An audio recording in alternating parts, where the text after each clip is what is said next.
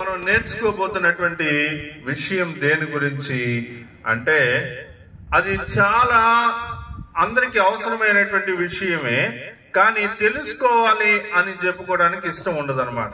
తెలుసుకోవాలని అంటే తెలుసుకోవటానికి దానికి ఇష్టం ఉండదు. అర్థమైందా? ఇప్పుడు కొన్ని విషయాలు తెలుసుకోవడం దానికి ఇష్టమే, కానీ అన్ని విషయాలు తెలుసుకోవడం దానికి ఇష్టం లేదు. చిన్న ప్రార్థన చేద్దాం. ప్రేమ కలిగిన తండ్రి, కృప కలిగిన విషయం ఏంటి? అపవాది కుతంత్రం అనేటువంటి విషయాన్ని మనం నేర్చుకోబోతున్నాం. ఇక్కడ ప్రత్యేకంగా మామిడిపాలెంలో ఈ ప్రాంతంలో ఈ యొక్క స్వార్థ కూడికలు, లేకపోతే ఈ యొక్క ప్రత్యేకమైనటువంటి ప్రతి శనివారం జరిగేటువంటి ఈ యొక్క స్వార్థ ప్రార్థనలో ఎక్కువ నేను మీకు కొన్ని భౌతికమైనటువంటి అంటే కొన్ని బేసిక్ విషయాలు నేను మీకు ముందు చెప్పాలని, నేర్పించాలని ఆశపడుతున్నాను. ఈ మొదటి నెల 2 నెలల వరకు నేను మీకు కొన్ని ప్రాథమికమైనటువంటి అంశాలు నేను మీకు నేర్పించిన తర్వాత అప్పుడు నేను ఇది మొత్తం 4 భాగాలుగా మనం నేర్చుకోవాలి. ఆ 4 భాగాల్లో మొదటి భాగం అపవాది కుతంత్రం అనేటువంటి విషయాన్ని మనం నేర్చుకోబోతున్నాం. ఏంటిది? అపవాది కుతంత్రం. సరే, చూడండి. ఆ అపవాది కుతంత్రం అనేటువంటి విషయాలు మనం నేర్చుకునేటువంటి క్రమంలో అపవాది ఎప్పుడు కూడా వాడి గురించినటువంటి విషయాలు ఎవరైనా మాట్లాడుకుంటే తట్టుకోలేరు. అర్థమైందా? ఇప్పుడు నేను కొన్ని విషయాలు చెప్తా, మీరు ఊరికే ఆలోచించండి. దేవుడు నేను దేవుడు. తర్వాత సాతాను నేను అనే విషయం తెలుసుకోవాలి. తర్వాత దేవుడు సాతాను నేను అనేటువంటి విషయాల ప్రకారంగా మన యొక్క సమీకరణలు సాగాలి. అర్థమైందా? ఎప్పుడైనా మనం దేవుని గురించినటువంటి విషయాలు మనం తెలుసుకుంటూ ఏం చేస్తామంటే సాతాను అనగానే సాతాను అపజయం, సాతాను చచ్చిపోవాలి, సాతాను నాశనం అయిపోవాలి అని ఒక్క మాటతో అంటాం, గాని దాని యొక్క ప్రభావం మన యొక్క జీవితాల్లో ఎలా ఉంటుంది అనేటువంటి విషయాన్ని మనం గమనించట్లేదు. కాబట్టి మన జీవితంలో మనం అపవాది యొక్క కుతంత్రాలను గురించినటువంటి ఆలోచన మనకి ఉండాలి. అసలు నా జీవితం నేను ఎందుకు ఇలా ఉన్నాను, నా యొక్క పరిస్థితులు ఎందుకు ఇలా మారిపోతున్నాయి, దీనికి కారణం ఏంటి అనే విషయాలు మనకి అర్థం అవ్వాలన్నమాట. చూడండి, దేవుడు ఏం చేస్తాడంటే నన్ను దగ్గరకు చేర్చుకుని తన పోలికలోనికి పెంచాలని దేవుడు ఆలోచిస్తా ఉన్నాడు. దేవుడు ఏం చేస్తాడు చెప్పండి? దేవుడు ఏం చేస్తాడు? ఆయన పోలికలోనికి, ఆయన రూపంలోనికి, ఆయన యొక్క ఆశీర్వాదములోనికి ఆయన దగ్గరకు చేర్చుకోవాలని దేవుడు అనుకుంటా ఉంటాడు. అపవాది ఏమనుకుంటాడు? నన్ను దేవునికి దూరం చేసి నాశనం చేయాలని అనుకుంటాడు. అపవాది ఏమనుకుంటాడు? సాతాను ఎప్పుడు ఏమనుకుంటాడు?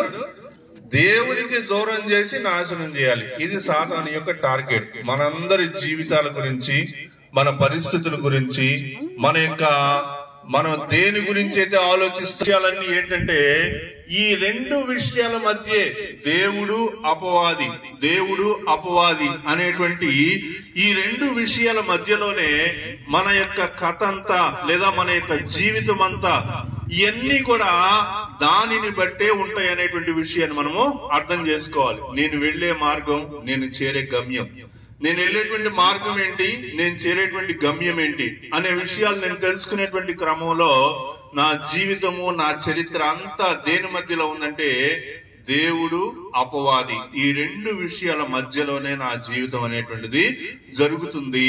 అయితే నా మీద ప్రభావం చూపుతుంది ఎవరు అనేటువంటిది ఇంతవరకు నాకు తెలియదు. నేనేమనుకుంటున్నాను? నా మీద ప్రభావం చూపుతుంది దేవుడే అనుకుంటున్నా. ప్రతి విషయానికి దేవుడే అనుకుంటున్నా. ఏం జరిగినా దేవుని చిత్తమే అనుకుంటున్నా. కానీ నిజానికి ఏం జరుగుతుంది అనే విషయాన్ని మనం అర్థం చేసుకోలేకపోతా ఉన్నాం. కాబట్టి చూడండి, సాతాను ఎప్పుడు ఏం చేస్తాడు? సాతాను శోధిస్తాడు మనల్ని. సాతాను ఏం చేస్తాడు? శోధిస్తాడు. మరి దేవుడు ఏం చేస్తాడు? దేవుడు పరిశోధిస్తాడు. దేవుడు ఏం చేస్తాడు? పరిశోధిస్తాడు. శోధించటం వేరు, పరిశోధించటం వేరు. అర్థమైందా? శోధించటం వేరు, పరిశోధించటం వేరు. అది ఆ విషయాన్ని మనం గుర్తుపెట్టుకోవాలి. నాకు రెండు అవసరమే, అంటే శోధన అవసరం, పరిశోధన అవసరం. ఈ రెండు నా జీవితానికి అవసరమే.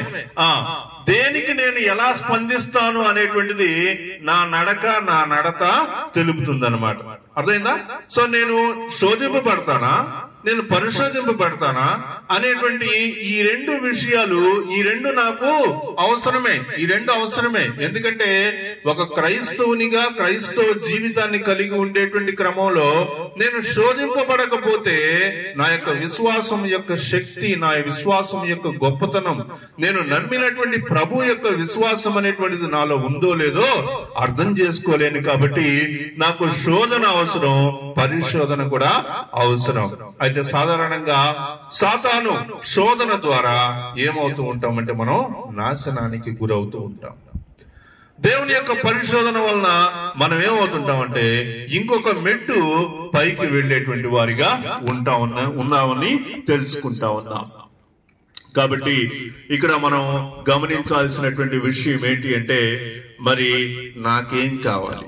సరే, ఇవన్నీ దేవుడు ఏం చేస్తాడు, లేకపోతే అపవాది ఏం చేస్తాడు అనేటువంటి విషయాలు నేను ఆలోచించేటువంటి క్రమంలో నాకేం కావాలి అనేటువంటి విషయం చాలా ముఖ్యం. ఒకటి, నాకు సాతాను కుతంత్రాలు అర్థం కావాలి. అర్థమైందా? నాకేం తెలియాలి చెప్పండి? సాతాను యొక్క కుతంత్రాలు ఏంటో తెలియాలి. తర్వాత దేవుడు నాకు దేవునికి దగ్గర అయ్యేటువంటి దారి తెలియాలి. ఫస్ట్ ఏం తెలియాలి చెప్పండి? సాతాను యొక్క కుతంత్రాలు ఏంటో తెలియాలి. ఇంకా నాకు సాతాను పనితీరు అర్థం కావాలి. సాతాను తన యొక్క పనితీరు ఎలా ఉంది అనేటువంటి విషయం నాకు అర్థం అవ్వాలి. నాకు సాతాను ఆలోచనలు తెలియాలి. సాతాను యొక్క ఆలోచనలు తెలియాలి. ఈ మూడు సాతాను మనం తెలుసుకునేలా చేయడు.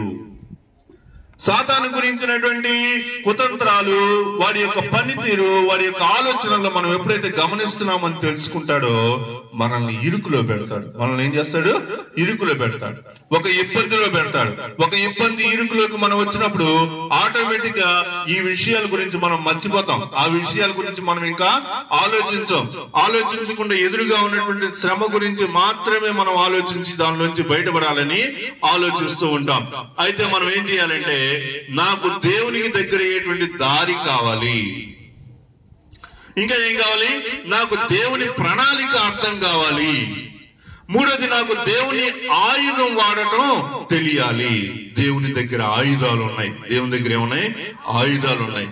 అపవాది యొక్క తంత్రాలను అడ్డుకోవటానికి దేవుడు ఇచ్చేటువంటి సర్వాంగ కవచాన్ని ధరించండి అని చెప్పేసి మనకి ఎఫెసీయులకు రాసిన పత్రికలో వాక్యాన్ని మనం చదువుతాం.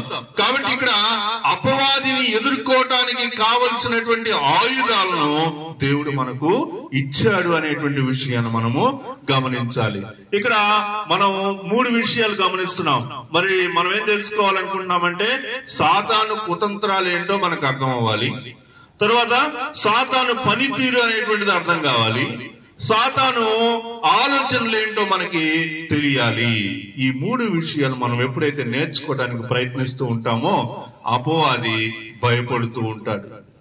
ఎందుకని? ఎంతకాలం మనం దేంతో ఇబ్బంది పడుతూ వచ్చామంటే ఈ ప్రధానమైనటువంటి విషయాలను మనం తెలుసుకోకుండా ఉండటం వలననే సమస్యలన్నీ కూడా మనకి ఎదురవుతా ఉన్నాయి. కాబట్టి నా రోజువారీ బ్రతుకు కోసం ఈ యొక్క చేంజెస్ మధ్యలో, లేదా అటు ఇటు ఉండేటువంటి పరిస్థితుల మధ్యలో నా యొక్క జీవనం అనేటువంటిది సాగుతుంది. కాబట్టి అపవాది గురించినటువంటి విషయాలు, దేవుని గురించినటువంటి విషయాలు రెండు నాకు తెలిసినప్పుడు మాత్రమే నా జీవితము మెరుగైనటువంటి మార్గంలో నడుస్తుందని నమ్ముతా ఉన్నాను. ఈ రోజు మనం 3 సమాధానాలు, ప్రభువారు చెప్పినటువంటి 3 సమాధానాలని మనం తెలుసుకుందాం. ఈ యొక్క అపవాది కుతంత్రాలు అనేటువంటి విషయాల్లో ఒక 4 విషయాలు ప్రాముఖ్యంగా ఉన్నాయి. ఈ 4 విషయాలను నేను ఒక్కసారి చెప్పలేను, కానీ ఈ రోజు 3 సమాధానాల గురించి మాత్రమే మీకు చెప్పాలని ఆశపడతా ఉన్నా. ఈ 3 సమాధానాలు ఏంటి? ఈ 3 సమాధానాలు ఎలా పనిచేస్తాయి? దేవుడు ఈ 3 సమాధానాలతోటి మనతోటి ఏం మాట్లాడబోతున్నాడు? దీనిలో అపవాది యొక్క కుతంత్రం ఏంటి అనే విషయాన్ని మనము జాగ్రత్తగా నేర్చుకుందాం. మొదటిగా మనం లూకా సువార్త 4వ అధ్యాయము 1 నుంచి 13 వచనాల్లో ఉన్నటువంటి క్రీస్తు ప్రభు వారు మరి 40 దినముల ఉపవాసము తరువాత ఆయన అపవాది చేత శోధింపబడినటువంటి విషయాలను మనం చూస్తా ఉన్నాం. అపవాది చేత శోధింపబడినటువంటి విషయాలను మనము చూస్తా ఉన్నాం. హెబ్రీయులకు రాసిన పత్రిక 4:15లో సమస్త విషయములలోనూ మన వలనే శోధింపబడినను ఆయన పాపము లేనివాడిగా ఉండెను. మరి ఒక ఆలోచన సాధారణంగా ఎలా ఉంటదంటే, యేసు ప్రభు దేవుడు కాబట్టి అపవాది వచ్చి శోధిస్తే, మనిషిని శోధిస్తే తీవ్రంగా ఉంటుందా, దేవుడిని శోధిస్తే తీవ్రంగా ఉంటుందా? దేవుడికి అమితమైనటువంటి శక్తులు ఉంటాయి, అంతే కదా. దేవుడు దేనైనా నాశనం చేయగలడు, దేవుడు దేనైనా గొప్పగా చేయగలడు, చచ్చిపోయిన వాళ్ళని బతికించగలడు.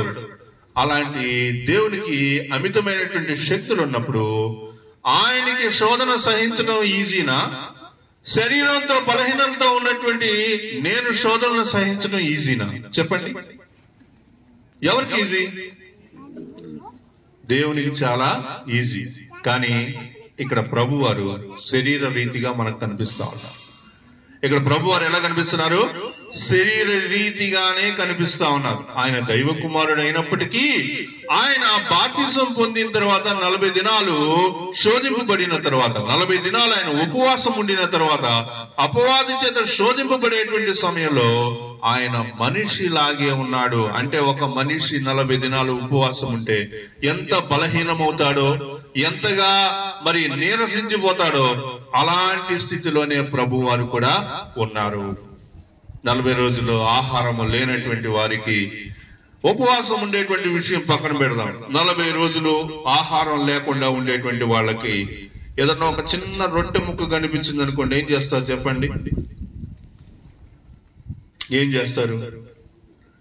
ఎక్కడ లేని శక్తి తెచ్చుకొని వెళ్ళి గబుక్కని దాన్ని తినేద్దామని అనుకుంటారు. కాబట్టి ఇక్కడ ప్రభువారు 40 దినాలు ఉపవాసం ఉండిన తర్వాత ఆయనలో జరిగినటువంటి ఆ చేంజ్ లేదా ఆ తేడా ఏంటి అంటే, ఆయన బాగా ఆకలి కొనినటువంటి వానిగా ఉన్నారు. ఎలా ఉన్నారు చెప్పండి?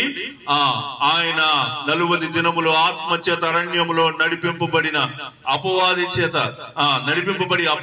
చేత అనగా సాతాను చేత శోధింపబడుచుండెను. ఆయన సాతాను చేత శోధింపబడుతూ ఉండేటువంటి క్రమంలో మనం చూస్తా ఉన్నాం ప్రియులరా. ప్రభు వారు ఎంతో నీరసించినటువంటి స్థితిలో ఉన్నాడు. ఆ సమయంలో అపవాది వచ్చి చేసినటువంటి పనిని మనము చూస్తా ఉన్నాం. ఏం కనిపిస్తా ఉంది ఇక్కడ? ప్రభు వారు ఉన్నారు బాగా నీరసంగా. ఆయన 40 దినాలు ఉపవాసం అయిపోయిన తర్వాత ఆయన ఉన్నప్పుడు అపవాది ఎదురుగా ఏం చూపించాడు? రాళ్లు ఉన్నాయి, ఎదురుగా రాళ్లు ఉన్నాయి చూడండి. రాళ్లు ఒకదాని మీద ఒకటి ఉన్నాయి. ఒకదాని మీద ఒకటి రాళ్లు ఉంటే దాన్ని ఫుడ్ లాగా మనం కన్వర్ట్ చేసుకుంటే ఏం ఫుడ్ ఉంటుంది చెప్పండి? ఒకదాని మీద ఒకటి ఉండేది బర్గర్ ఉంటుంది. ఏముంటది? బర్గర్.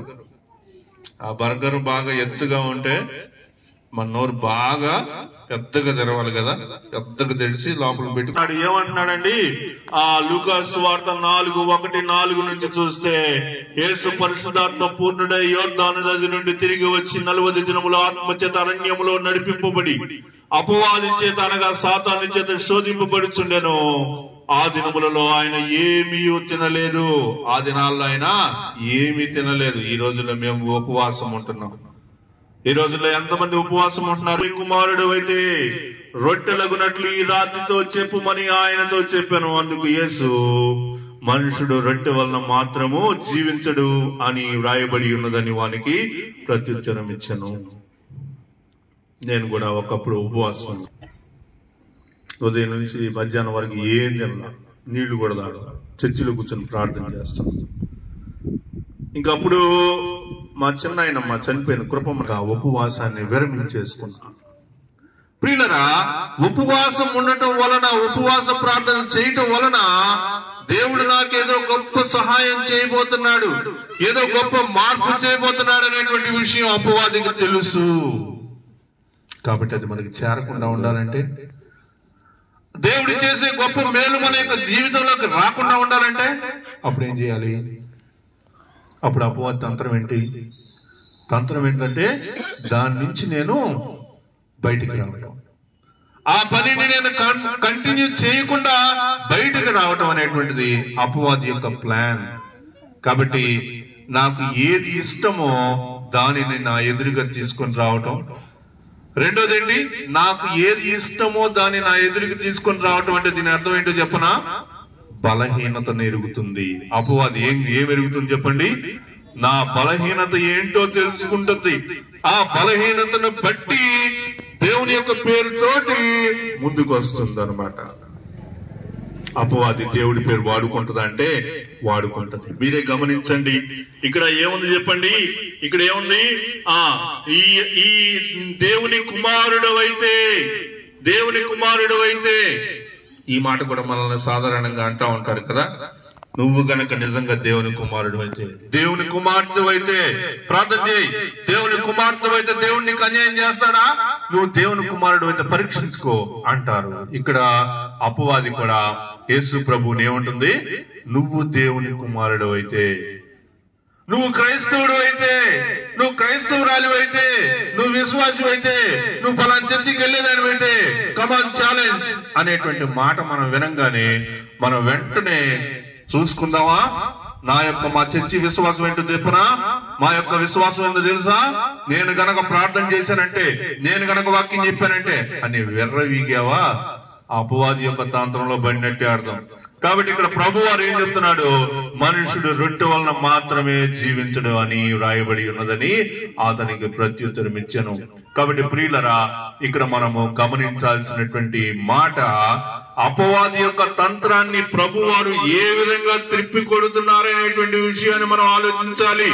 తర్వాత రెండవ ఆ ప్రదేశానికి తీసుకెళ్ళింది అపవాది. ఎక్కడికి తీసుకెళ్లారు?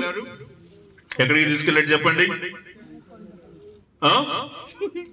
4వ అధ్యాయం లూకాసు సువార్త 4:5-8 వరకు. అప్పుడు అపవాది ఆయనను తీసుకుని పోయి భూలోక రాజ్యములన్నిటినీ ఒక్క నిమిషములో ఆయనకు చూపించి, ఈ అధికారమంతయు ఈ రాజ్యముల మహిమయు నీకిత్తును, అది నాకు అప్పగింపబడి ఉన్నది, అది ఎవరికి నేను ఇయ్యకూడదునో వానికి ఇత్తును, కాబట్టి నీవు నాకు మొక్కితివా, ఇదంతయు నీ దగును అని ఆయనతో చెప్పాను. అందుకు యేసు, నీ దేవుడైన ప్రభువును మొక్కి ఆయనను మాత్రము సేవింపవలెను అని వ్రాయబడి ఉన్నదని వానికి ప్రత్యుత్తరం ఇచ్చాను. కాబట్టి ఇక్కడ అపవాది ఏం చేస్తా ఉన్నాడంటే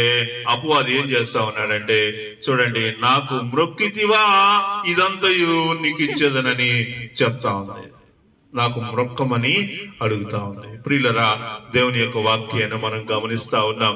తర్వాత 3వ విషయాన్ని గమనిస్తే లూకాసు సువార్త 4:9-13 పిమ్మట ఆయనను యెరూషలేమునకు తీసుకుని పోయి దేవాలయ శిఖరమును ఆయన నిలువబెట్టి, నీవు దేవుని కుమారుడు అయితే ఇక్కడి నుండి క్రిందకు దుమ్ముకుము. ఛాలెంజ్ అనమాట. ఇక్కడేంటి ఛాలెంజ్? ఏం ఛాలెంజ్ చేసింది?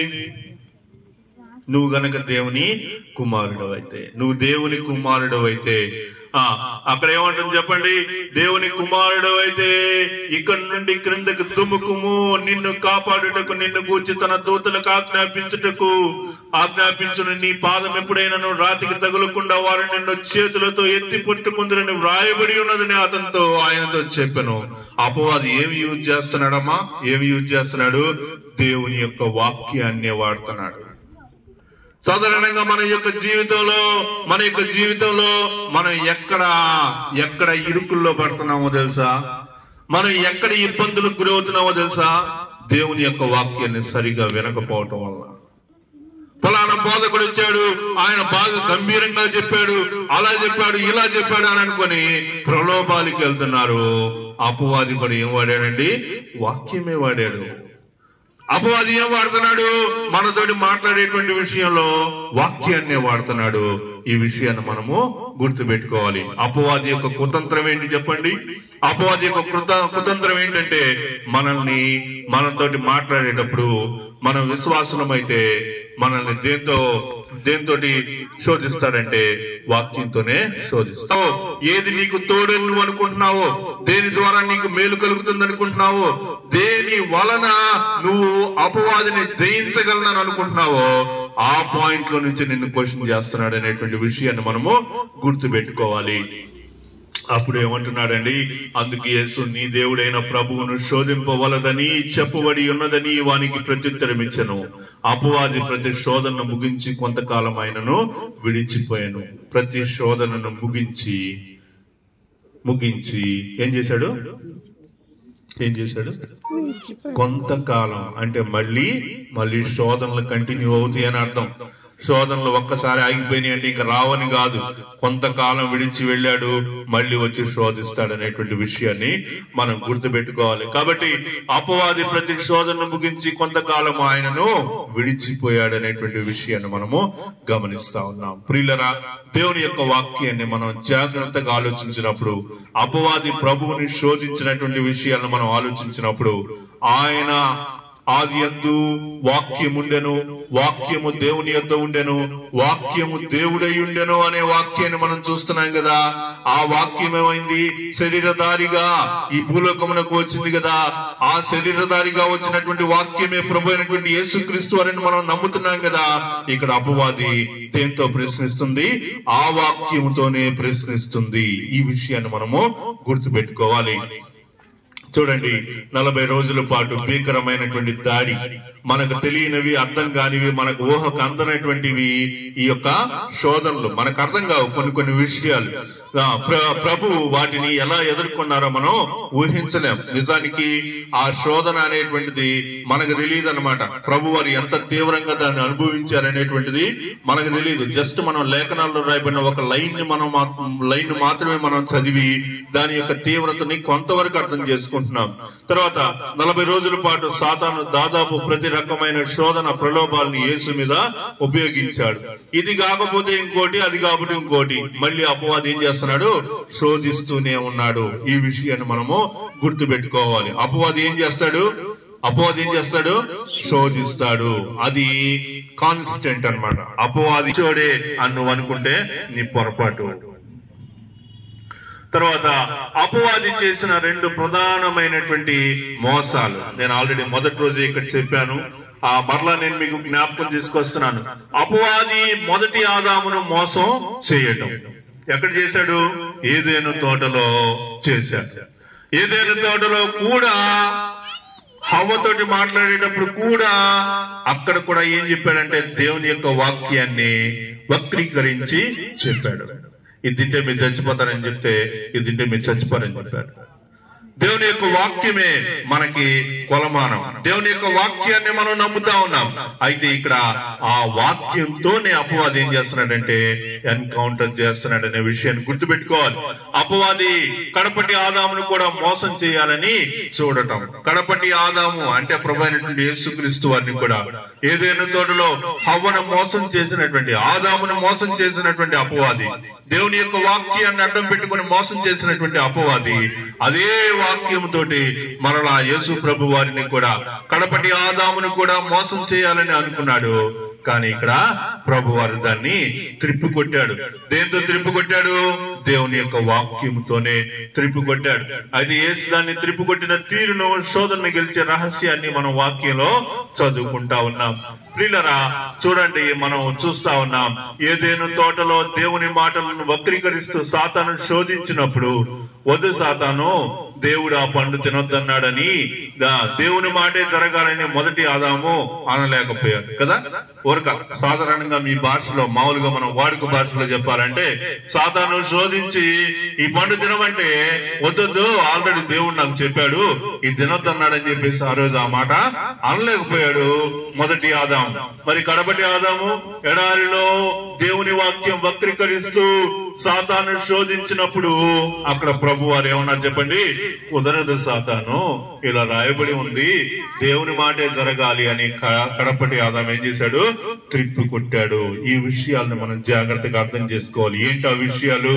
శరీరధారిగా, శరీర రీతిగా దేవుని మట్టితోటి నిర్మించినటువంటి మనిషి అయినటువంటి మొదటి ఆదాము అపవాది యొక్క తంత్రాలకు లోబడిపోయాడు. కడపటి ఆదాము కూడా అలాంటి ఆదాముకి ఎలాంటి ఎన్కౌంటరింగ్ జరిగిందో అపవాది చేత, అంతకంటే తీవ్రమైన పరిస్థితులు జరిగి ఉంటాయి. కానీ ఇక్కడ కడపటి ఆదాము అంటే ప్రభు అయినటువంటి యేసుక్రీస్తు వారు ఏం చేశారు? వాటన్నిటిని వాక్యంతోనే త్రిప్పికొట్టాడు అనే విషయాన్ని మనం గమనించాలి. ఇప్పుడు అప్పుడు ఎప్పుడు అపవాది ఏం చేస్తున్నాడు?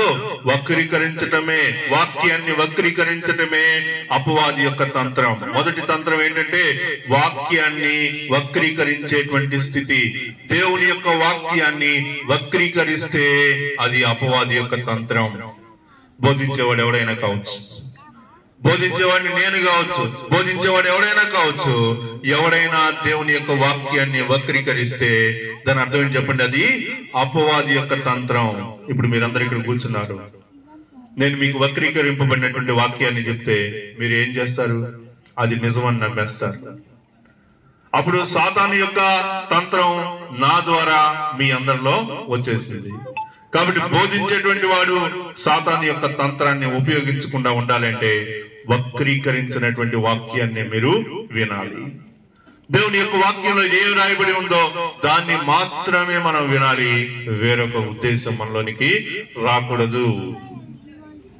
తర్వాత చూడండి, ఆదికాండం 3వ అధ్యాయం 4-5 వచనాల్లో సర్పం ఏమంటా ఉన్నాడు? అందుకు మీరు చావనే చావరు, ఏలైనగా మీరు వాటిని తినదినమున మీ కన్నులు తెరవబడిననియు మీరు మంచి చెడ్డలు నెరిగిన వారే దేవదూతల వరే ఉందిరనియు దేవునికి తెలియనని స్త్రీతో చెబుతూ అపవాది హవ్వకు ఏం చేశాడు? విషం ఎక్కించాడు. కాబట్టి ఇక్కడ ప్రభువు ఆ దేవుడు ఆ పండు తింటే ఏం జరుగుతుంది అనేటువంటి విషయాలు అపవాది చెప్పాడు. అది అపవాదికి స్వీట్ గా అనిపించింది. దాన్ని తిని పాపం చేసినటువంటి స్థితిలోనికి వచ్చారు. కాబట్టి ఇక్కడ అపవాది నీకేదో కలుగుతుందని లేక నువ్వేదో అయిపోతావని నమ్మబలికి శోధిస్తాడు. కాబట్టి అపవాది ఏం చేస్తాడు? శోధిస్తాడు. ఆ శోధన ఎలా ఉంటది? ఆ శోధన నువ్వు అంగీకరించి తీరేటట్టుగానే ఉంటది. ఆ శోధనను దేంతో త్రిప్పికొట్టాలి? వాక్యముతోనే త్రిప్పికొట్టాలి. ఆ విషయాన్ని మనము గమనించాలి. వాక్య వక్రీకరణ, దుర్బోధన. చూడండి, ఈ రోజుల్లో దేవుని దగ్గర చాలా ఆశీర్వాదాలు ఉన్నాయి. మనం వాటిని క్లెయిమ్ చేసి పొందుకోవాలని, ఇవ్వమని అడగాల్సిన పని లేదు, కేవలం క్లెయిమ్ చేయడం అని కొంతమంది బోధిస్తున్నారు. మీరు చూసే ఉంటారు, చాలా మంది టీవీలో బోధించే వాళ్ళు కానీ యూట్యూబ్ లో, తర్వాత ఇక్కడ బోధించే వాళ్ళు ఎలా బోధిస్తున్నారంటే, క్రైస్తవులు అయిన తర్వాత దేవుని దగ్గర ఉన్న ఆశీర్వాదాలన్నీ మనయే.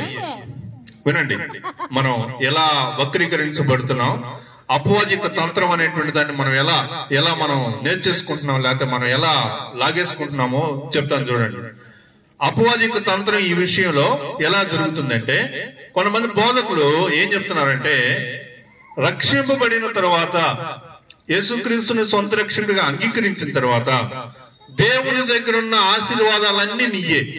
దేవుని దగ్గర ఉన్న ఆశీర్వాదాలన్నీ నీయే. నువ్వేం చెప్పాలి? In the name of Jesus I command. In the name of Jesus, I claim. In the name of Jesus, I declare that I am having that miracle. ఆ అద్భుతాన్ని నేను పొందుకుంటున్నాను. అది నాకు రావాలని, భూమి మీద మీరు దేన్ని బంధిస్తారో అది పరలోకంలో బంధించబడుతుంది, అక్కడ విప్పబడుతుంది అనే వాక్యాలు ఉన్నాయి కదా. ఇవన్నీ వాడేసుకొని దేవుని యొక్క కార్యాలన్నీ మీరు పొందుకోవచ్చు అనేటువంటి ఒక దుర్బోధ ఒకటి చేస్తున్నారు. ఇది అపవాది యొక్క తంత్రం.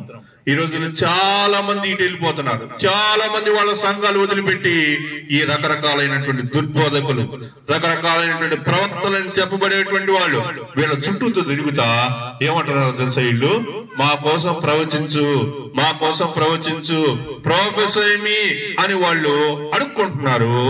అతను ఏం చేస్తున్నాడు? ఆ ప్రవక్త అనబడేటువంటి ఆయన ఏం చేస్తున్నాడు? దుర్బోధ. వీళ్ళందరినీ ఆకట్టుకొని వీళ్ళ దగ్గర నుంచి డబ్బులు దండుకొని ఏం చేస్తున్నాడంటే దేవుడిని ఇచ్చేయబోతున్నాడు. ఐ డిక్లేర్ అంటున్నారు, ఐ క్లెయిమ్ అంటున్నారు, ఐ కమాండ్ అంటున్నారు. ఈ విధంగా మోసం చేస్తున్నారు. దీని వెనక ఎవరన్నా చెప్పండి? దీని వెనక అపవాది ఉన్నాడు.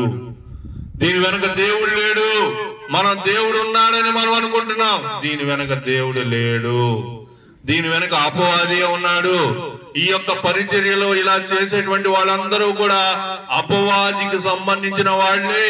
కాబట్టి ఆ విషయాన్ని మనం జాగ్రత్తగా గమనించాలి. కాబట్టి వీళ్ళందరూ కూడా ప్రసంగాలు ఎక్కువగా వాళ్ళ ప్రసంగాలు ఇలాంటి విషయాలను వాళ్ళు ఎక్కువ మాట్లాడేటువంటి వాళ్ళుగా ఉన్నారు. దేవుని దగ్గర నుంచి ఏదో హక్కు కోసం పోరాడుతున్నట్లుగా మనం ప్రవర్తించేలా అపవాది మనల్ని శోధిస్తాడు. దేవుని దగ్గర నుంచి నువ్వు పొందుకోవచ్చు. దేవుని దగ్గర నుంచి నీకు అది వచ్చేసింది, ఆల్రెడీ అది ఉంది, నువ్వు క్లెయిమ్ చేయట్లేదు, నువ్వు రావాలని అనట్లేదు, నీ నోట్లోంచి నువ్వు అడుగు, అది వచ్చేసింది అనేటువంటి మాట చెప్తున్నారు. అది అపవాది తంత్రం. ఎందుకో తెలుసా? ఇందాక అపవాది ఏం చెప్పాడు ప్రభుతోటి? ఇందాకేమన్నాడు? నువ్వు దేవుని కుమారుడు అయితే ఏమంటున్నాడు? నువ్వు దేవుని కుమారుడు అయితే కిందకు దూకు, నువ్వు దేవుని కుమారుడు అయితే ఈ రాళ్ళు రొట్లుగా చేయి అంటున్నాడు. ప్రియులరా, ఇది అపవాది యొక్క తంత్రం. ఎవరైనా ఇలాంటి మాటలు చెప్తూ ప్రసంగాలు చేస్తే అపవాది తంత్రంలో ఉన్నారని మనం గుర్తుపెట్టుకోవాలి. కాబట్టి దేవుని దగ్గర నుంచి ఏదో ఒకటి మనకి పొందుకుంటామనేటువంటి మాట చెబుతూ చెప్పేటువంటిది ఏంటి? అపవాది యొక్క తంత్రం. అదే విషయాన్ని మనం గుర్తుపెట్టుకోవాలి. తర్వాత ఇంకా నిజానికి నీకు అర్హత లేదు, కానీ భ్రమలో ఉండి ఏదో చేయాలని చూస్తున్నావు, నా హక్కు అనే పొందుకుంటున్నాను అన్నట్టుగా ప్రవర్తిస్తున్నావు. ఇదంతా అపవాది పన్నాగమే. అయితే ఆదాము హవ్వలు పండు తినేశారు. ఒక భయంకరమైన భ్రష్టత్వపు తలుపులు వాళ్ళు తెరుచుకున్నారనేటువంటి విషయాన్ని మనం గుర్తుపెట్టుకోవాలి. వాక్య వక్రీకరణ, దుర్బోధ అనే ఈ విషయాల్లో అపవాది కూడా ఆత్మీయుడిగా అగపడటం వాడి ప్రత్యేకత. ఇదేంది? దెయ్యం గురించి, అపవాది గురించి చెప్తా దేవుడు దాంట్లో ఉంటాడంటున్నావేంటి అంటే, అపవాది మనల్ని నాశనం చేయడానికి లేదా వాడి దారిలోకి మనల్ని తీసుకెళ్లడం కోసం మనల్ని ఏం చేస్తాడు? దేవుడి పేరు చెప్పుకొనే వస్తాడు. అంత్యకాలాన్ని గురించి చెప్తే అంత్యకాలంలో ఎలాంటి వాళ్ళు వస్తారంట? అబద్ధపు క్రీస్తులు వస్తారంట. క్రీస్తే అబద్ధం అనేటువంటి పేరుతో వస్తున్నాడంటే ఇలాంటి వాళ్ళు రారండి. కాబట్టి మనం వినేటువంటి వాక్యము, మనం చదివేటువంటి వాక్యము, మనం ఎవరి ద్వారా వాక్యం వింటున్నామో ఆ వాక్యము మరి దుర్బోధ, మంచి బోధ అనే విషయాన్ని మనము గుర్తించుకోవాలి. రెండో విషయం, రాయిని రొట్టెగా చేసుకోమని చెప్పేటువంటి ఈ మొదటి విషయంలో చివరికి వస్తా ఉన్నాం. చూడండి, ఆయన ఆకలి కొనగా అపవాది ఏమంటున్నాడు? నీవు దేవుని కుమారుడు అయితే రొట్టె అగునట్లు ఈ రాతితో చెప్పుమని ఆయనతో చెప్పాను. దీనికి ప్రభువారు ద్వితీయోపదేశ కాండం 8:3 నుంచి చెప్తున్నాడు. ఎందుకు చెప్తున్నాడో తెలుసా? ఎందుకంటే ద్వితీయోపదేశ కాండం 8:3 చెప్పడానికి కారణం ఏంటంటే, ఐగుప్తు దేశం నుంచి ఇశ్రాయేలు ప్రజలందరూ దగ్గర 40 సంవత్సరాలు పట్టింది. ఈ 40 సంవత్సరాల కాలంలో వాళ్ళకి ఆహారము దేని ద్వారా లభించింది? వాళ్ళకి ఆకాశం నుంచి దేవుడు మన్నా కురిపించాడు. ఆ మన్నా అనేటువంటిది వాళ్ళకు దొరికింది, వాళ్ళు తిన్నారు. వాళ్ళు తినిన తర్వాత మోషేని మరలా శోధించారు. ఏమన్నారంటే, ఈ రోజు పెట్టావు, మరి రేపు సంగతి ఏంటి? ఈ రోజు ఆకాశంలో నుంచి నీకు అన్నం కురిపించినటువంటి దేవుడు రేపు కురిపిస్తాడా? నువ్వు బతికునేటువంటి దినాలన్నిట్లో కూడా ఆయన నీకు కురిపిస్తాడు. ఆయన నీకు కావలసినటువంటి అన్ని ఇస్తాడు. అయినప్పటికీ ఆ ఇశ్రాయేలు ప్రజలు మోషేని ఏం చేస్తా ఉన్నారు? మోషేని శోధిస్తూనే వచ్చారు. కాబట్టి అక్కడ ఏం చెప్తున్నాడంటే, ఆహారము వలననే గాక యెహోవా సెలవిచ్చిన మాట వలన నరులు బ్రతుకుతారనేటువంటి విషయాన్ని చెప్తా ఉన్నాడు అనమాట. అపవాదితోటి ఈ విషయాన్ని చెప్తా ఉన్నాడు. ఎందుకు చెప్తా ఉన్నాడు? అప్పుడు వాళ్ళు ఏం చేశారు? వాళ్ళు ఆ 40 సంవత్సరాలు వాళ్ళు నడుస్తూ వచ్చినప్పుడు కూడా దేవుడు వాళ్ళని దేంతో పోషించాడు? మన్నాతోటి పోషించాడు కదా. కాబట్టి మనిషి బతకాలి అంటే మనం తినేటువంటి కింద చూడండి, మనం గుర్తుపెట్టుకోవాల్సినటువంటి ఒక సత్యం, ఈ రోజు నేను తినే అన్నం వలన బ్రతకటం లేదు. నేను దేని వల్ల బ్రతకటం లేదు చెప్పండి? ఈ రోజు నేను తిన్నటువంటి అన్నం వల్ల నేను బ్రతకట్లేదు. దేని వల్ల బ్రతుకుతున్నాను? యెహోవా సెలవిచ్చిన మాట వలన బ్రతుకుతున్నాను. కాబట్టి దేవుడు సెలవిచ్చాడు, కాబట్టి దేవుడు మనకు ఆహారము ఇస్తూ ఉన్నాడు. దేవుడు సెలవిచ్చాడు కాబట్టి నేను బ్రతుకుతా ఉన్నాను. దేవుడు సెలవు ఇవ్వకపోతే మనిషి బ్రతుకుతాడా? కాబట్టి మనిషి బ్రతకడం అనేటువంటిది దేవుని యొక్క మాటను బట్టే కానీ మనం తినేటువంటి అన్నాన్ని బట్టి కాదు అనే విషయాన్ని మనము అర్థం చేసుకోవాలి. తర్వాత ఇదే తంత్రాన్ని అపవాది ఏం చేస్తాడు? విశ్వాసులపై వాడుతూ ఉంటాడు. ఏ తంత్రాన్ని? ప్రభు వారితో చెప్పారే ఈ రాళ్ళను రొట్టెలుగా చేసుకొని తినమని చెప్పినటువంటి ఆ తంత్రాన్ని ప్రభు మీదే కాదు, మన యొక్క విశ్వాసుల మీద కూడా అపవాది వాడుతూ ఉంటాడు. ఎలా వాడతాడు చెప్పండి? నేను ముందే చెప్పేశాను అనుకుంటా. నువ్వు నిజంగా దేవుని బిడ్డవైతే, నువ్వు నిజంగా రక్షింపబడితే అంటూ నీలోని ఒక ఆలోచనను రేకెత్తిస్తాడు. కొన్ని సమస్యలు వస్తాయి మన జీవితంలో, కొన్ని కష్టాలు వస్తాయి, కొన్ని ఇరుకులు ఇబ్బందులు వస్తాయి. అప్పుడు మనం ఏమంటామో తెలుసా? ప్రార్థన చేస్తాం, ప్రభువా నీవే కనుక నిజంగా దేవుడు అయితే నాకు ఇది చేయమంటాం. అంటే నీ యొక్క విశ్వాసంలో ఒక స్థిరత్వం లేనటువంటి స్థితిని అపవాది పెట్టాడు. కాబట్టి నువ్వే దేవుడు అయితే, నువ్వే దేవుని కుమారుడు అయితే, నేను పొందితే రక్షణ అయితే, నేను వెళ్ళేదే చర్చికి అయితే, నేను నమ్మేదే దేవుని వాక్యం అయితే నువ్వు ఇచ్చేయి అని చెప్పేసి మనం అడుగుతాము. అది అపవాది యొక్క తంత్రం అని మనం గుర్తు పెట్టుకోవాలి. చూడండి, నువ్వు రోషంతో నిరూపించుకోవాలనుకుంటావు, దాంతో ఇక నువ్వేం చేస్తావు? ప్రభువా ఈ సమస్య మాత్రం పరిష్కరించాల్సిందే అంటూ దేవునికి ఏం చేస్తావు? దేవునికి ఏం చేస్తున్నావు చెప్పండి? గడువు పెడతావు. ప్రభువా లోన్ కట్టాలి అయ్యా, 2వ తారీఖు వస్తుందయ్యా, అయ్యా డబ్బులు ఇవ్వాలయ్యా, డబ్బులు నువ్వు నాకు మొక్కమంటున్నాడు. మనం చూడండి, ఆ దేవునికి నేను ఇయ్యకూడదున్నావు వానికి ఇత్తును, కాబట్టి నీవు నాకు మొక్కితివా, ఇదంతా నీ దగునని ఆయనతో చెప్పాను. తనను మొక్కమని, తనకు నమస్కారం చేయమని, తన ఎదుట సాష్టాంగపడమని, తన పూజింపమని, తనను ఆరాధించమని, తన కాళ్ళ మీద పడమని సాతాను కోరుకుంటున్నాడు. సాతానికి మొదటి నుంచి కావాల్సింది ఇదే. సాతానికి తన మీద ఎవరైనా కాళ్ళ మీద పెడితే వాళ్ళని ఏం చేస్తాడు? వాళ్ళని పైకి తీసుకొస్తాడు. పైకి తీసుకొచ్చి ఏం చేస్తాడంటే బాగా కింద పడేస్తాడు. అది అపవాది యొక్క కుతంత్రం. నేను ముందే ఒక చిన్న స్టోరీ లాగా చెప్పాను. మళ్ళీ ఈ ప్రశ్న నేను మిమ్మల్ని అడుగుతున్నాను. ఒక పాము ద్వారా మీకు కలిగే మంచి మేలు చెప్పండి. పాము వల్ల మీకు కలిగే మేలేంటి? మా ఇంట్లో కుక్క ఉంది. కుక్క వల్ల కలిగే మేలేంటి? పెంచుకునేటువంటి కుక్క వల్ల కలిగే మేలేంటి? దొంగలు వస్తే కాపలా కాస్తారు. దొంగలనే కాదు కానీ తెలియని వాళ్ళు ఎవరు వచ్చినా గానీ అరుస్తుంది. తెలియని వాళ్ళు ఎవరు వచ్చినా అరుస్తుంది. ఇప్పుడు చెప్పండి, పాము వల్ల వచ్చే లాభం ఏంటి? పాము వల్ల వచ్చే లాభం ఏంటి?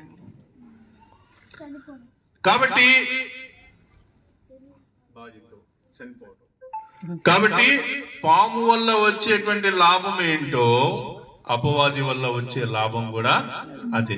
అపవాది వల్ల వచ్చేటువంటి లాభం కూడా అదే. కాబట్టి సాతాను అబద్ధికుడని, అబద్ధమునకు జనకుడు అనేటువంటి విషయాన్ని మనము మర్చిపోకూడదు. అపవాది దగ్గర కూర్చొని, అపవాది చాలా మంచోడు, మీరు అనుకున్నట్టుగా అపవాది మంచోడు కాదని మీరు అంటున్నారు, కానీ అపవాది చాలా మంచోడు అనే మాట మనం అంటున్నామంటే మనం ఎంత అబద్ధాన్ని నమ్ముతున్నామంటే అంత దిగజారిపోయేటువంటి స్థితిలో ఉంటామని గమనించాలి. తర్వాత అపవాది చేతిలో ఈ ప్రపంచం ఉందనేటువంటిది కొంతవరకు నిజం. దేన్ని బట్టి చెప్తాం మనము? దేన్ని బట్టి అంటే సాతాను ఈ లోకాధికారి అని, వాయుమండలాధిపతి అని, యుగపు దేవత అని మనం చదువుతాం. ఈ యొక్క వచనాల్లో మనం ఎవరితో పోరాడుతున్నాము? మనం శరీరంతో కాదు పోరాడుతుంది. మనం ఎవరితో పోరాడుతున్నాం? ఆకాశ మందలి దురాత్మల సమూహంతో మనం పోరాడుతున్నాం. కాబట్టి దీన్ని బట్టి మనం ఏమర్థం చేసుకోవచ్చు? ఈ లోకం దేవుని చేతిలో ఉంది, కాకపోతే అపవాది చేతిలో కూడా కొంతవరకు ఉందని మనము గ్రహించాలి. మనం గుర్తు పెట్టుకోవాల్సినటువంటి ప్రధాన సత్యం ఏంటంటే ఈ విశ్వమంతా దేవుని చేతిలో ఉంది. దేవుడు భౌమాధికారి, సర్వం ఆయన చిత్త ప్రకారమే జరుగుతా ఉంది. దేవుడు ఈ సృష్టిని తయారు చేశాడు. ఆయన వర్షం కురిపించమంటే కురుస్తుంది, ఆయన భూమి తెరుచుకోమంటే తెరుచుకుంటుంది, ఆయన సూర్యచంద్రుల్ని ఆగిపోమంటే ఆగిపోతారు. కాబట్టి ప్రకృతిని శాసించగలిగేటువంటిది దేవుడు.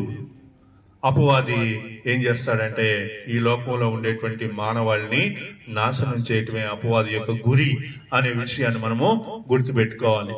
దేవుని స్థానాన్ని ఇంకెవ్వరికి మరి దేనికి మనము ఇవ్వకూడదు. అపవాది ఏం చేస్తాడంటే దేవుని స్థానాన్ని దేవునికి ఇవ్వకుండా 10 ఆజ్ఞల్లో మొదటిది నేను తప్ప వేరొక దేవుడు నీకు ఉండకూడదు. నేను తప్ప వేరొక దేవుడు నీకు ఉండకూడదు. అపవాది ఏం చేస్తున్నాడు చెప్పండి? అపవాది ఏం చేస్తున్నాడు? తనని మ్రొక్కమని తన కాళ్ళ మీద పడమని, తన్ని దేవుడిగా చేయమని, తను దేవుడు అని తాను చెప్పుకోవటానికి ఏ మాత్రం సందేహించట్లేదు. వాక్యంలో ఏముంది? నేను తప్ప నీకు వేరొక దేవుడు ఉండకూడదు. ఏ రూపము ద్వారా అయినా ఆకాశం మీద కానీ భూమి మీద కానీ భూమి కింద నీళ్లలో కూడా నువ్వు ఏ రూపాన్ని చేసుకోకూడదు, దాన్ని పూజింపకూడదు, దానికి ఏం చేయకూడదు? నమస్కరింపకూడదు, మొక్కకూడదు అనేటువంటి విషయాన్ని మనం చూస్తా ఉన్నాం. అపవాది ఏం చెప్తున్నాడండి? అపవాది చెప్పేది ఏంటంటే నాకు మొక్కమని, తనకు నమస్కారం చేయమని, తన ఎటు సాష్టాంగపడమని, పూజింపమని, కాబట్టి నువ్వు నాకు మొక్కితివా ఇదంతయు నీదగునని చెప్తా ఉంది. అంటే ఆజ్ఞను ఏం చేయమంటా ఉంది? అతిక్రమించమంటా ఉంది. దేవుని యొక్క వాక్యాన్ని ఆ విధంగా చేస్తే దేవుని యొక్క వాక్యాన్ని ఆ ప్రభు వారు ఏం చేసినట్టు విస్మరించినట్టు. కాబట్టి ప్రియులరా, మనము ఏదో చిన్న విషయాలు ఏవో మంచి అవి జరుగుతాయి ఇవి జరుగుతాయని మనం అలా ప్రలోభాలకు గురి కాకూడదు. కాబట్టి దేవుణ్ణి మాత్రమే సేవించాలి, అంతే. అదే ప్రథమం, అదే అంతిమం. అపవాది సగం సత్యాన్ని అస్త్రంగా వాడుతుంది. ఆ అస్త్రాన్ని పూర్తి సత్యంతో మాత్రమే తిప్పికొట్టగలం. ఇక్కడ నేనేం చెప్తున్నానంటే ఈరోజు మీకు చెప్పే విషయాల్లో అపవాది కుతంత్రాల్లో అపవాది ఉపయోగిస్తున్నటువంటి పెద్ద కుతంత్రం ఏంటి అంటే వాక్యాన్ని వాడడం. వాక్యాన్ని ఎవరి కోసం వాడుతుంది? ఎవరు వాక్యాన్ని నమ్ముతారో వాళ్ళని దేంతో ప్రశ్నిస్తుంది? వాక్యంతోనే ప్రశ్నించినప్పుడు మనం మొదటి ఆదాము ఏం చేశాడంటే పడిపోయాడు. కడపటి ఆదాము అదే వాక్యంతో సమాధానం చెప్తున్నాడు. నా జీవితంలో మనం కూడా దేవుని యొక్క మన యొక్క సమాజంలో మనం జీవిస్తూ మన యొక్క క్రైస్తవ జీవితాన్ని మనం కలిగి ఉండే క్రమంలో మనం కూడా దేన్ని ఎదుర్కొంటున్నామో తెలుసా? అపవాది యొక్క కుతంత్రాలను దేని ద్వారా వాడుకుంటున్నాం? దేని ద్వారా ఎదుర్కొంటున్నాం? దేవుని యొక్క వాక్యం ద్వారానే. ఏందమ్మా నీ రక్షణ ఎటు చేస్తున్నావు? వాక్యంలో ఎట్టుంది, నువ్వేం ఎటు చేస్తున్నావు అనగానే వెంటనే మనం ఏం చేస్తున్నాం? కోప్పడిపోయి ఎంత ధైర్యం ఉంటే నా మాట ఇంత మాట అంటావా అని మనం అలా అనుకుంటున్నాము. ఇక్కడ బేసిక్ గా మనం ఏం మర్చిపోతున్నాం అంటే ఇదంతా అపవాది కుతంత్రం రా నాయన, దాంట్లో మనం అనవసరంగా చిక్కుకున్నామని చెప్పేసి మనము అనుకుంటా ఉన్నాం. మూడవ మాట ఏమని చెప్పింది? క్రిందకి దుమ్ముకం అని చెప్పేసి చెప్పింది. కిందకి దూకు అని చెప్పేసి చెప్తా ఉంది. పిమ్మట ఆయనను యెరూషలేమునకు తీసుకుని పోయి దేవాలయ శిఖరమున ఆయనను నిలువబెట్టి నీవు దేవుని కుమారుడవైతే ఇక్కడి నుండి క్రిందకి దుమ్ముకము. మార్కు సువార్త 16వ అధ్యాయంలో ఏముంటదంటే మీరు అది ఏది తాగినను వారికి హాని చేయదు. ఈ మాటలో చూడండి, పాములను మీరు ఎత్తి పట్టుకుందరు అనగానే కాలిఫోర్నియాలో ఒక పాస్టర్ గారు ఉన్నాడు. ఆయన ఏం చేశాడంటే పామును తెచ్చుకున్నాడు చర్చి. నేను విశ్వాసిని, నేను పాస్టర్ని, చూడు ఈ పామును తీసుకొచ్చాం. కాబట్టి మీరు యూట్యూబ్ లో కూడా సెర్చ్ చేయండి, కనిపిస్తుంది. ఆ పామును తీసుకొచ్చుకొని చర్చిలో విశ్వాసులు అందరూ ఎదురుగా నోట్లో పెట్టుకున్నాడు. అర్థం చేసుకున్నాం. దుర్బోధ అనేటువంటిది నీలో ప్రవేశించింది. అపవాది యొక్క తంత్రం అనేటువంటిది నీలో కనిపించింది. ఏంటి అపవాది యొక్క తంత్రం?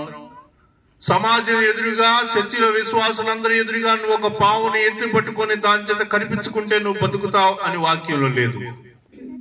ఉందా? అలా ఉందా? అలా లేదు. పాములను ఎత్తి పట్టుకొందురు అనుంది. ఒక పాముని మోషే ఎత్తి పట్టుకున్నాడు.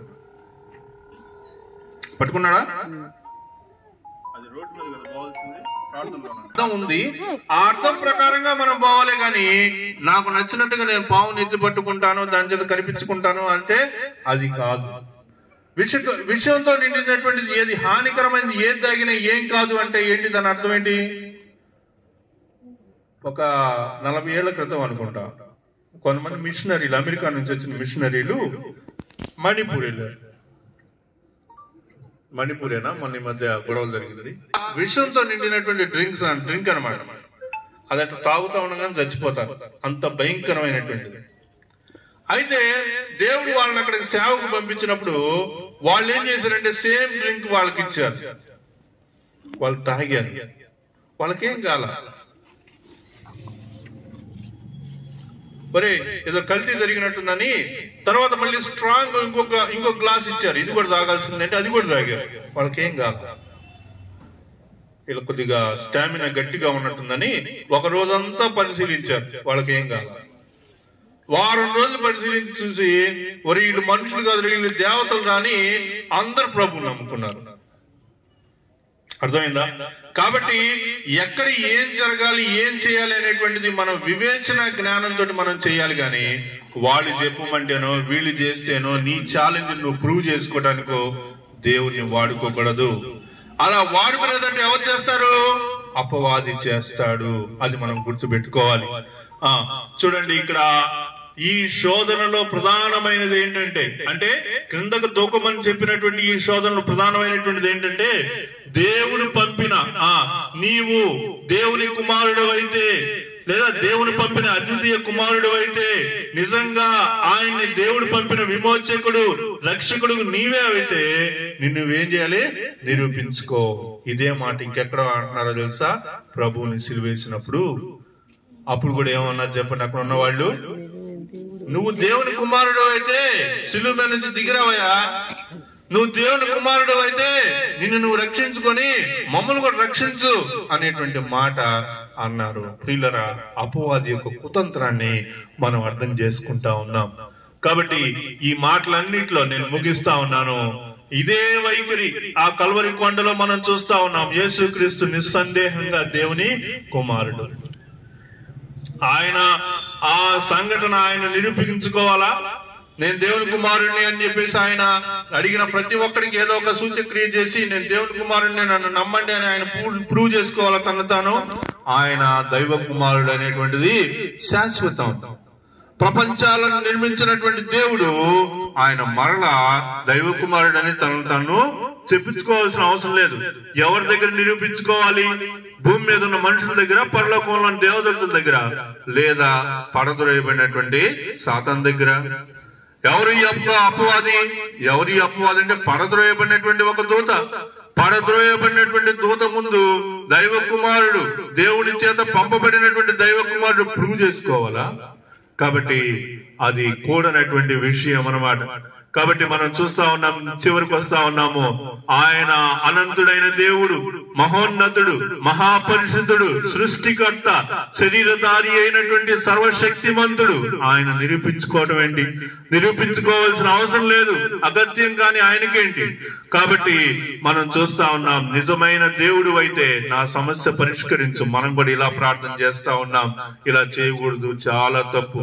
నువ్వు నిజంగా దేవుడు అయితే నాకు ఇది చెయ్యి అని కొంతమంది ప్రార్థన చేస్తా ఉన్నారు. అది అపవాది యొక్క కుతంత్రం అనేటువంటి విషయాన్ని మనం గుర్తుపెట్టుకోవాలి. ఈ రుగ్మత నుంచి నన్ను విడిపించి మరొకసారి దేవుణ్ణి రుజువు చేసుకో వంటి ప్రార్థనలు మనం, ఇలాంటి ప్రార్థన మనం మానుకోవాలి. దేవుణ్ణి రెచ్చగొడితే ప్రార్థనకి జవాబు వస్తుంది అనేటువంటి ఆలోచనని ఏమనాలి చెప్పండి? నువ్వు దేవుని యొక్క కుమారుడు అయితే ఇది అంటే దేవుని రెచ్చగొట్టినట్ట, ప్రేమించినట్ట? ప్రభా, దీన దరిద్రుల నాయకుల కృప చూపయ్యా, అయా నీ ప్రేమను పొందుకునే అంత శక్తి కూడా నాకు లేదు ప్రభా. అయా ఆకాశం వైపు కన్నులెత్తి చూచుటకైనా నాకు శక్తి లేదయ్యా అని ప్రార్థించేవాడు గొప్పవాడా. ప్రభా, నువ్వు ప్రభు అయితే, నువ్వు రాజు అయితే, అయా నువ్వు నిజంగా శిలువలో నా కోసం మరణిస్తే ఈ కార్యం చేయి అని అడగటం అనేటువంటిది మంచి విషయమా? మనం ఆలోచించాలి. ఎలాగోలా మన కోరికలు తీర్చుకునే ప్రయత్నం అనాలి వాటిని, లేదా మన లక్షణాలను దేవునికి ఆపాదించడం అనాలి. ఇది అపవాది ధోరణి అని మనము గ్రహించాలి. చివరికి వస్తా ఉన్నాను. చూడండి, అపవాది సాతాను ఏం చేస్తున్నాడో మనం సులభంగానే అర్థమవుతుంది. వాక్యాన్ని ఏం చేస్తాడంటే మిస్ఇంటర్ప్రిట్ చేస్తాడు. అంటే ఉన్న వాక్యం ఏ అర్థాన్ని ఇస్తుందో ఆ అర్థాన్ని కాకుండా వేరొక అర్థాన్ని చెప్తాడు. ఒకటి. రెండోది ఏం చేస్తాడు? వాక్యాన్ని రాంగ్ కాంటెక్స్ట్ లో వాడతాడు. ఏ సందర్భంలో వాడాలో వాక్యాన్ని ఆ సందర్భంలో వాడకుండా వేరే సందర్భంలో వాడినప్పుడు మీనింగ్ మారిపోద్ది. నీ దేవుడు ఇదే కదా అని ప్రశ్నిస్తాడు. కాబట్టి ఈ రెండు విషయాల్లో అపవాది తన యొక్క కుతంత్రాన్ని బయట పెడతాడు. మనం జాగ్రత్తగా దాని గురించి ఆలోచించాలి. సాతాను ఏం చేస్తాడు చెప్పండి, చివరికి వస్తా ఉన్నాం. సాతాను ఏం చేస్తాడు? వాక్యాన్ని వక్రీకరిస్తాడు, శోధిస్తాడు, వాక్యాన్ని వక్రీకరిస్తాడు. అందుకు యేసు మనకు నేర్పినటువంటి పరిష్కారం ఏంటి? వాక్యాన్ని వక్రీకరిస్తాడు. వక్రీకరించినటువంటి దానికి మనం ఏం చేయాలి? వాక్యాన్ని సరిగ్గా సక్రమంగా అర్థం చేసుకోవాలి. ప్రియులరా, ఎవరో ఒక బోధకుడు ఏదో తనకు నచ్చినటువంటి ఒక ఉద్దేశాన్ని చెప్పి ఇదే వాక్యం అంటే గుడ్డిగా మనం నమ్మకూడదు. బెరయాలో ఉన్నటువంటి సంఘస్థులు ఏం చేశారమ్మా? ఆ వాక్యాలు అలాగున్నాయా లేదా అని పరిశీలిస్తూ వచ్చారు కదా. ఎవరు వాక్యం చెప్పినా వాళ్ళు చెప్పిన వాక్యాన్ని దేంతో చూసుకోవాలి? నిజంగా బైబిల్లో రాయబడిన వాక్యంతో పోల్చి అక్కడ ఉన్నట్టుగానే ఇక్కడ ఉందా, ఆయన చెప్పింది ఇక్కడ వాక్యంలో ఉన్నటువంటి సరిపోతుందా అనేది ఆలోచించాలి. సరిపోతే మనం విశ్వసించాలి. సరిపోలేదనుకోండి అది దుర్బోధ, దానిలో అపవాది యొక్క కుతంత్రం దాగి ఉందనేటువంటి విషయాన్ని మనం అర్థం చేసుకోవాలి. ఇంకా సాతాను ఏం చేస్తాడు చెప్పండి? వాక్యాన్ని రాంగ్ కాంటెక్స్ట్ లో వాడతాడు. అది గుర్తుపెట్టుకోవాలి. ఎక్కడ మనం చెప్పాలో, ఏ విషయాన్ని ఎక్కడ చెప్పాలో అక్కడ చెప్పడు అనమాట. వేరే దగ్గర దాని యొక్క మీనింగ్ ని చెప్తాడు. అందుకు యేసు మనకు నేర్పించినటువంటి మాదిరి ఏంటి చెప్పండి? వాక్యాన్ని సందర్భ సహితంగా రైట్ కాంటెక్స్ట్ లో వాడటం, అంటే సందర్భ సహితంగా వాడటం దేవుని యొక్క వాక్యాన్ని. అంటే ఈ విషయాన్ని నేను మీకు ఎందుకు చెప్తున్నానంటే, కొంతమంది శ్రమలు శోధనలో ఉంటారు, కొంతమందికి ఇబ్బందులు వస్తాయి, కష్టాలు వస్తాయి. అప్పుడు వాళ్ళు చేసే పని ఏందో తెలుసా? బైబిల్ మూసి ప్రార్థన చేసుకొని ఉండట్టుండి బైబిల్ గబుక్కని ఇలా తీస్తే అక్కడకు వచనం వాళ్ళకి దొరకాలి. వాళ్ళకి ఏం దొరకాలి చెప్పండి? అక్కడకు వచనం దొరకాలి. ఆ వచనం దొరకగానే వెంటనే ఏం చేస్తారు చెప్పండి? ప్రభు నాతో మాట్లాడేశాడు, ఇది వచ్చేసింది, దొరికేసింది అని చెప్పేసి అంటారు. అది జరగకపోతే అది కూడా అపవాది కుతంత్రం. గుర్తుపెట్టుకోండి, దేవుని యొక్క వాక్యాన్ని ఎక్కడ ఎవరికి ఎలా చెప్పాడు, అది నాకు ఎలా సంభవిస్తుంది, నాకు ఎలా సెట్ అవుతుంది అనే విషయాన్ని జాగ్రత్తగా తెలుసుకొని దాన్ని బట్టే మనం ముందుకెళ్ళాలి. కాబట్టి సాతాను తన ఛాయాశక్తులా శోధిస్తున్నప్పుడు యేసుక్రీస్తు పరిపూర్ణమైన విధేయతలోంచి వచ్చిన 3 తిరుగులేని సమాధానాలేంటి? నేను రొట్టె వలన మాత్రము బ్రతుకును. ఒకసారి మీరు కూడా కలిసి చెప్పాలని కోరుతా ఉన్నాను. నేను రొట్టె వలన మాత్రమే బ్రతుకను, నేను దేవుని మాత్రమే సేవిస్తాను, నేను దేవుణ్ణి శోధించాను. ఈ 3 విషయాలు క్రీస్తు ప్రభువారు అపవాదితోటి చెప్పినటువంటి సమాధానాలు. ప్రియులరా, ఈ సాయంకాలం వేళ మనందరం దేవుని సన్నిధిలో చేరి ఉన్నాం. మన యొక్క చర్చీలు వేరు, మన యొక్క డినామినేషన్లు వేరు, మన బోధ దేవుని వాక్యం దగ్గర అవన్నీ ఒకటే అవ్వాలి. దేవుని వాక్యం దగ్గర ఒకటే అవ్వకపోతే అది దుర్బోధ అని మనం గుర్తుపెట్టుకోవాలి. దేవుని యొక్క వాక్యాన్ని వక్రీకరించినటువంటి విధానాన్ని మనం నేర్చుకున్నాము అనే విషయాన్ని మనం గుర్తుపెట్టుకోవాలి. దేవుని వాక్యాన్ని సరిగా మనం అర్థం చేసుకోవాలి. అపవాది మనల్ని శోధించినప్పుడు మనం ఏం చేయాలి చెప్పండి? అపవాది మనల్ని శోధించినప్పుడు దేవుని యొక్క వాక్యంతోనే మనం చెప్పాలి. మనం ప్రార్థన చేసేటప్పుడు కూడా దేవుని యొక్క వాక్యాన్ని చెబుతూ మనం ప్రార్థన చేయాలి. ప్రభువా, వాక్యంలో ఇలా ఉంది కదా, దీన్ని బట్టి నేను ప్రార్థన చేస్తా ఉన్నాను. ప్రభువా, వాక్యంలో నిన్ను స్వస్థపరచు, యెహోవా నేనే అని సెలవిచ్చావు కదా, దాన్ని బట్టి నన్ను స్వస్థపరచు. కాబట్టి మనం ప్రార్థనలో ఏం చెప్పాలంటే దేవుడు చెప్పిన మాటలతోటి మనం దేవుణ్ణి అడగటం అనేది చేయాలి. అపవాది మనల్ని శోధించడానికి సరిగ్గా మన పరిస్థితులన్నీ, అవసరాలన్నీ అవకాశంగా తీసుకుంటాడు. అపవాది ఏం చేస్తాడు? మనం శోధించడానికి ఏం చేస్తాడు? మన పరిస్థితుల్ని, అవసరతల్ని, అత్యవసరాలని అవకాశంగా తీసుకుంటాడు. కాబట్టి మన పరిస్థితులు, మన యొక్క అత్యవసరాలు ఏమైతే ఉంటాయో వాటితోటి మనల్ని శోధిస్తాడు. తర్వాత మన విశ్వాసాన్ని రుజువు చేసుకోమంటాడు. దేవుడు తన ప్రార్థన వింటాడో లేదో పరీక్షించుకోమంటాడు. మనల్ని రెచ్చగొడతాడు. మనకు ఈ లోక మహిమను, ఉన్నత స్థానాలని, ఐశ్వర్యాన్ని, పేరు ప్రతిష్టల్ని, భోగ భాగ్యాల్ని, వీటన్నిటిని ఏం చేస్తాడు? ఎరగా వేస్తాడు. నీకు డబ్బులు కావాలి, డబ్బులు లేవు, ఏం చేస్తాడు? ఫోన్ లోనే నీకు ఫ్లెక్సీ లోన్ అని ఒక చిన్న యాప్ చూపిస్తాడు. వెంటనే ఏం చేస్తావు నువ్వు? నీకు డబ్బులించి వాడుకుంటాడు. వాక్యాన్ని వక్రీకరించి శోధిస్తాడు. కనుకనే ఒక్కోసారి ఈ శోధనలు కూడా ఆత్మీయంగా కనబడతాయి. శోధనలన్నీ కూడా కొన్నిసార్లు మనకి ఎలా కనిపిస్తున్నాయి? ఆత్మీయంగా కనిపిస్తున్నాయి. జాగ్రత్తగా మనం దేవుని వాక్యంతో పోల్చుకోవాల్సిన వారిగా ఉంటా ఉన్నాం. అదంతా దేవుని మహిమ కొరకే అన్నట్లు కనబడతాయి. జాగ్రత్త పడుతూ ఉండాలి. చివరిగా దేవుని వాక్యంతోనే శోధనని జయించగలం. దేవుని యొక్క వాక్యంతోనే మన శోధన దేనితో సహించగలుగుతాం? వాక్యము, ప్రార్థన. ఈ రెండు లేకుండా, దేవుని యొక్క వాక్యాన్ని ఖచ్చితంగా నువ్వు వినకుండా, దేవుని యొక్క వాక్యాన్ని యథార్థంగా నువ్వు నమ్మకుండా శోధన నువ్వు సహించలేవు. అయితే వాక్యాన్ని సరిగ్గా అర్థం చేసుకొని రైట్ కాంటెక్స్ట్ లో వాడాలన్నది యేసు ప్రభు మనకు చూపించినటువంటి మాదిరి. ప్రభు శోధన సహించడానికి ఆయన ఉపయోగించినటువంటి విధానం ఏంటి? దేవుని యొక్క వాక్యాన్ని సరిగా వాడటం. మనం కూడా మన యొక్క శోధన సహించడానికి దేవుని యొక్క వాక్యంతోనే మనం శోధన సహించగలుగుతాం. అట్టి కృప దేవుడు మనందరికి కూడా ఈ సాయంకాలం వేళ దయచేయను గాక.